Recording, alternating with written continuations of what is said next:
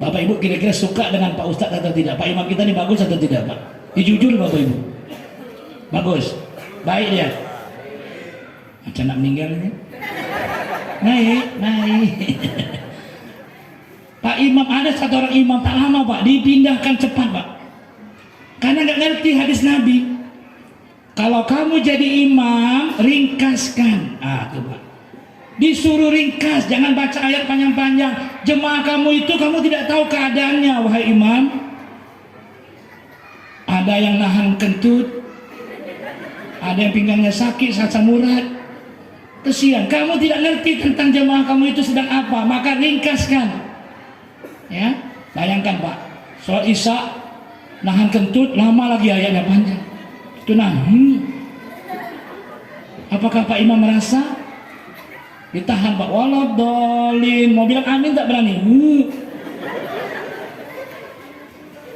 Ya. Mau rukuk Pak, nah. Belum selesai rukuk udah bangun lagi Pak Imam tuh. Nah, waktu rakaat kedua lah berani dia buang anginnya tuh Pak. Waladhdallin,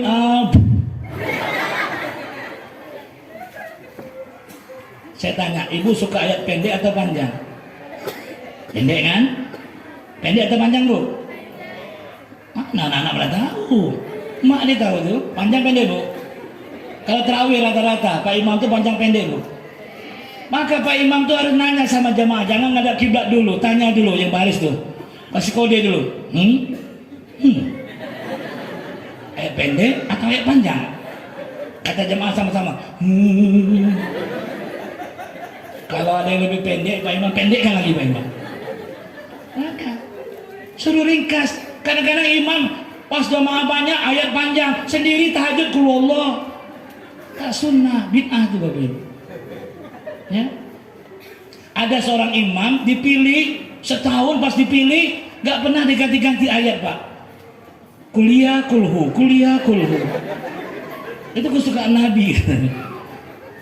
Apalagi qul huwallahu ahad, surat apa namanya? Al-Ikhlas. Jemaah pasti ikhlas. Qul huwallahu ahad. Alhamdulillah Pak Imam. Panjang umur Pak Imam. Sempat Pak Imam sabihi ismaha. Nah, nak kena ganti nama. Orang ngintip nanti Pak. Siapa jadi imam? Pak Kulu atau Pak Sabis? Imam baru tadi itu Pak, sampai dia kuliah kulhu tuh Pak, digelar orang. Assalamualaikum Pak kuliah. Assalamualaikum Pak kulhu, kata anak kecil. Tahun depan dia ganti ayat. Inna atoina kal kausar. Tambah pendek lagi. Karena jemaahnya pasangan muda tak hafal Pak, juz amma tak hafal. Dia taunya kuliah kulhu itu lah Pak. Kata orang belakang, Pak Imam ganti ayat kan Pak? Karena Pak Imam dah lama tak bawa itu surat Bapak Ibu, ya lupa juga Pak. Di ayat ketiga dia lupa Pak Imam. Jemaah belakang nih kusuknya luar biasa. Inna atoina kal kausar fasalli li rabbika wanhar. Lama ini ya Pak, 1 menit tuh Pak, sampai keringat Pak Imam. Jemaah sampai tengok. Ini apa nih? Ada jemaah yang berani. Inna lillahi wa inna ilaihi. Pak Imam pun langsung nengok ke belakang. Siapa tuh? Siapa? Ganti kau, coba ke depan. Makmum ini berani pula maju Pak. Baca panjang Pak, Ar-Ra'aital Lazi Pak. Ngalah-ngalahkan imam. Imam cuma 3 ayat Pak. Tapi ini banyak Pak. Coba Ar-Ra'aital Lazi. Apalah anak? Ibu-ibu coba. Bismillahirrahmanirrahim. Ar-Ra'aital Lazi.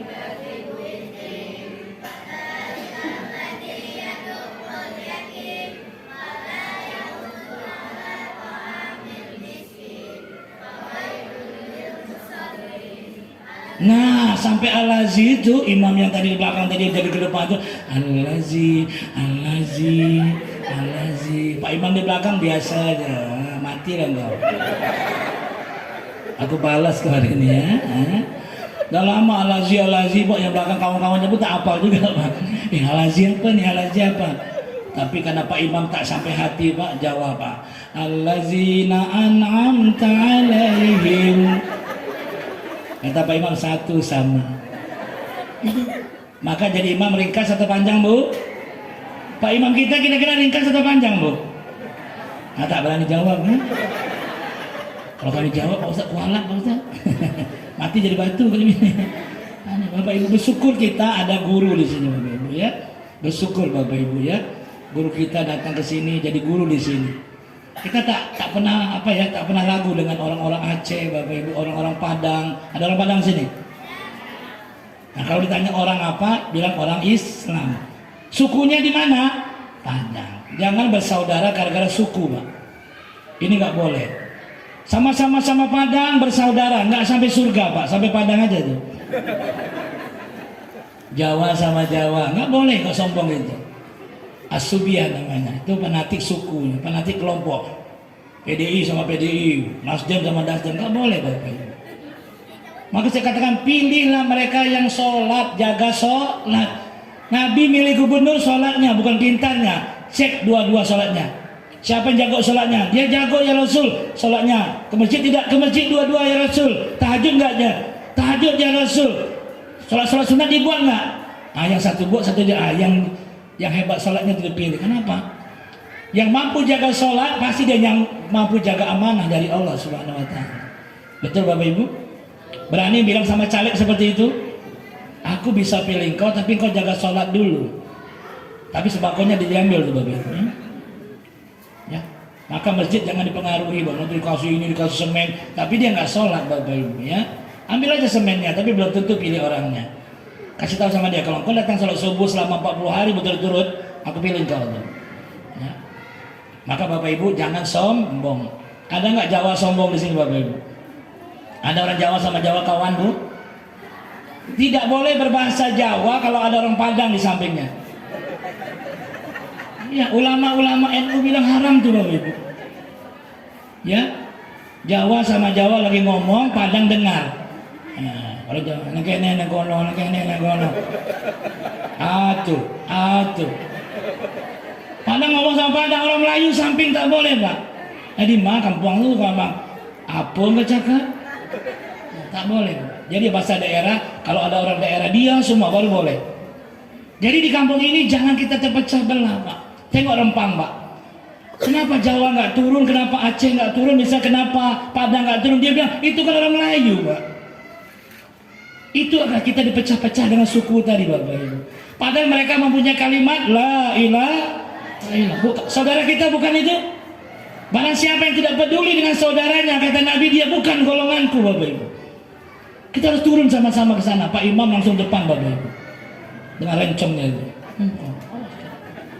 Siapa Imam? Orang Melayu atau orang Islam di sana tuh? Kita dijebak di situ oleh orang kafir Bapak. Yang tak suka dengan Islam tuh dijebak Pak. Apalagi kata pemimpin Batam bilang, oh yang masuk itu banyak lagi bukan orang Rempang. Bukan orang Rempang gak masalah karena dia peduli sama orang Melayu itu yang tertindas misalnya. Mau dia Batak kah? Yang penting dia merasa menolong Bapak Ibu. Tolong menolong dalam kebaikan. Nah kalau Melayu sendiri gimana Pak? Ringan kali Pak. Nanti yang Batak kena waktu kemarin Pak. Perang suku Batak sama Flores Pak. Mana yang menang? Kalah semua Pak. Bunyo-bunyo semua Pak. Si Flores berusaha Pak meluruskan rambutnya. Memutih-mutihkan wajahnya, nggak bisa Bapak, ketahuan. Si Batak berkawan sama orang Melayu. Kenapa? Siapa? Nggak ada.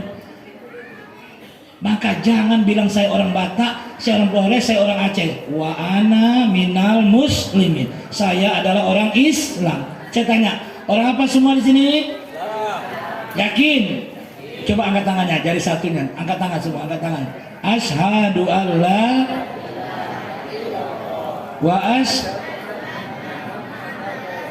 kampung ini akan aman Bapak Ibu.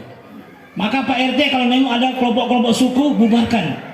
Suruh pulang dah ke Jawanya. Yang Padang pulangkan ke Padang. Kita ini memang orang Padang semua, tapi Padang Masar. Bukan Padang panjang. Oh 5 Padang tuh Padang panjang. Aku Ambon Padang pendek tuh. Kau bukit tinggi, aku bukit rendah. Jangan nanya itu, kau orang Islam atau bukan, itu tanyanya. Islam, oh sadat sama? Sama. Nah, maka jangan bangga jadi orang Jawa. Ada nggak yang bangga-bangga jadi orang Jawa? Nggak ada. Mudah-mudahan nggak ada. Udah meninggal dia benar-benar. Ya. Mana ada rumah makan yang hebat selain rumah makan Padang? Tahu-tahu cita-cita orang Padang bikin rumah makan di planet Mars. Sebelum bangunan datang Pak, bangunan rumah makan Padang dulu yang berdiri di sana Pak. Belum ada orang tuh Pak, dia berani-berani bikin tuh Pak. Itu hebatnya orang Padang dulu Pak. Ya. Maka Bapak Ibu yang berbahagia, dulu orang Aceh Pak, belum ada orang Islam Indonesia yang naik haji Pak, orang Aceh duluan Pak. Betul kan Pak? Iya Pak. Kenapa orang Aceh tidak punya gendang-gendang Pak? Nah, tahu nggak sejarahnya Pak? Dia Kutilimlah hamdeham lahomba bokna tidi lahomba. Tak tahu artinya kan, saya pun tak tahu. Pak Imam tahu, nanti besok tanya Pak Imam. Orang kaya Aceh berangkat ke Aceh Pak. Dia berangkat ke Mekah, dia lihat banyak Pak kulit-kulit kambing berserak. Dia pikir nih Pak, ini bisa bikin gendang nampaknya. Ditumpuk-tumpuk Pak. Ya, 500 biji Pak. 500 biji Pak. Suruh orang Mekah antar ke Aceh, dikasih dananya Pak. Ini orang Mekah itu Pak yang ngantar ke Aceh salah naik Pak. Tidak ke Aceh, dia ke Jawa dulu Pak. Tahun berapa lah sebelum Masehi dulu Pak. Orang Jawa bilang bukan nang kene, nang kono. Orang Jawa tengok dia bawa apa tuh? Oh bawa kulit Pak. Dibeli 200 biji Pak sama orang Jawa. Jadilah wayangku. Wayang kulit semalam suntuk, habis wayang semua ngantuk. Tinggal berapa Pak? 300 Pak. Lewat Padang Pak. Siko Aceh sini Aceh. Ke Aceh sono. Di Sinan tuh. Dibeli orang Aceh 100 biji Pak. Jadilah kerupuk jange itu Pak. Masuk ke Riau lagi Pak, ke Riau dibawa. Di sini bukan Aceh, di sana tuh. Dibelilah 200 sama orang Melayu Pak, jadilah kompang. Kompang. Bapak Ibu pernah dengar kompang? Kenapa pengantin Melayu itu diiringi kompang, bukan hadro Pak? Kompang itu melatih pengantin Pak di depan tuh. Telentang, telungkup. Telentang. Kalau pakai hadro nggak bisa, jing, bencong aja jalan. Tapi kalau orang terang, semangat dia Pak. Walaupun dia lemah dengan kompang itu semangat dia Pak. Istirahat lagi, Pak. Yang bencong itu lemah. Itu orang Melayu Pak. Kalau nggak ada kompangnya macam mayat jalan, maka itu Pak dicari Pak kompang itu Pak. Hanya orang Melayu yang tahu artinya Pak. Telentang. Ya. Anak-anak lagi mikir tuh, anak-anak lagi mikir. Ya udah tahu dia Pak. Di partai-partai banyak, ada merah, ada biru, ya. Ada kuning nenek itu kan. Nenek dulu sama anak-anak itu macam anak-anak juga. Belum tumbuh gigi ya Nek. Nenek-nenek di kampung saya kalau jam sekian dia tidur Bapak Ibu. Di sini kok belum tidur, belum cukup umur. Nenek masih ada suaminya enggak? Janda ya? Kulamarmu dengan bismillah. Iya. Paling dia tolak dengan innalillah. Ini Bapak Ibu ya. Jawa, Padang, Melayu, Pak, itu harus satu kampung Pak. Si Jawa bagian nanam, si Padang bagian masak, Melayu bagian makan Pak. Sepakat. Kalau mau nanam, siapa mau masak? Semua masak, siapa mau makan? Betul. Yang jago nanam biasanya siapa Pak? Jawa biasa. Orang Melayu mau nanam Pak, baru satu kali nyangkul tuh. Orang Jawa mau kemana-mana makan tuh Pak. Yang jago masak siapa biasanya? Padang. Walaupun adalah masakan Jawa, masakan Melayu, tapi makanan Padang juga yang dihebat-hebatkan tuh. Nah, yang jago makan siapa biasanya? Orang Melayu Pak. Orang lain berkeringat semua, dia makan pun keringat Pak. Pedasnya sembelatan dia itu. Tadi itu ada jengkol itu sedap pula dia. Jadi satu nanam, satu masak, satu makan. Orang Melayu hebatnya apa tadi? Makan. Kenapa daerah Melayu jarang ada gempa bumi, tsunami, nggak ada Pak? Kenapa suka ngasih orang makan Pak? Bagaimana malaikat musibah mau datangkan musibah? Tiap hari ada orang kenduri Pak, ujung-ujung pasti makan. Gimana Pak? Di Kebon Riau Pak. Melahirkan makan, mati makan, anak hilang, suami hilang makan juga tuh Pak. Pokoknya habis kenduri ujungnya apa? Makan. Alhamdulillah. Pak yayasan udah ngambil kopi, udah aman lah berarti. Warga belum ada kopi lagi Pak.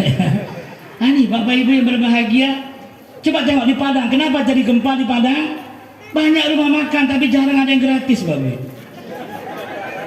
Nah sekarang dia pulang kampung ke Padang, ikut gratis kok, sadonya ambil semuanya. Di Jawa sekarang pulang Pak, belajar sama orang Melayu, kenduri yuk, kita kenduri yuk. Tengok orang Batam tuh mana ada kena musibah, karena sering kenduri. Oh tadi kompang tadi belum selesai Pak, sampai Aceh itu gimana Pak? Karena dibeli sama orang Riau, semua orang Melayu, habis bikin kompang. Pergilah ke Aceh tanpa bawa gitu Pak. Kata orang Aceh, mana kulit itu? Tak ada lagi bos. Aku di belakang deh.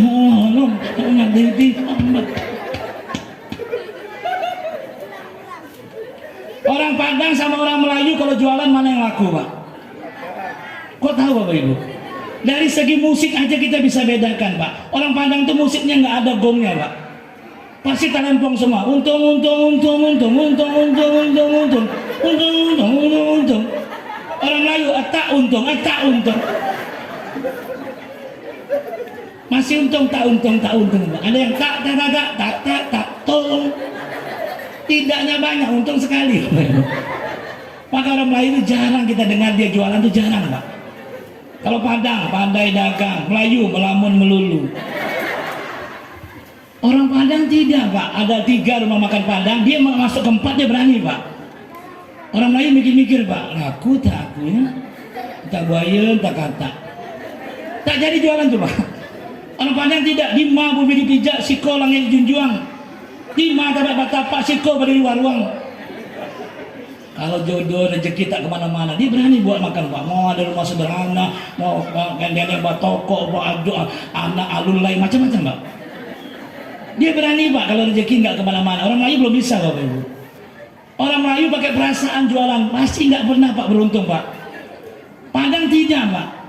Saudara-saudara, piti-piti Pak. Bagus tuh prinsipnya Pak. Waktu dagang, waktu ngasih Pak. Mertua sekalipun beli Pak, tetap beli waktu dagang.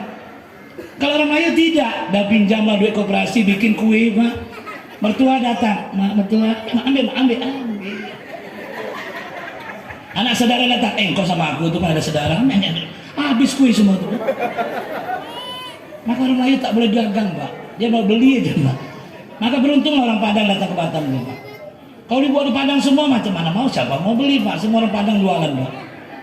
Padang pandai dah. Maka Pak orang Melayu itu Pak paling kuat apa tadi makan. Maka belajar sama orang Melayu Pak. Kalau saya jadi presiden Pak, orang Melayu saya ini jadi presiden, 40 hari 40 malam Pak. Gerakan kenduri nasional.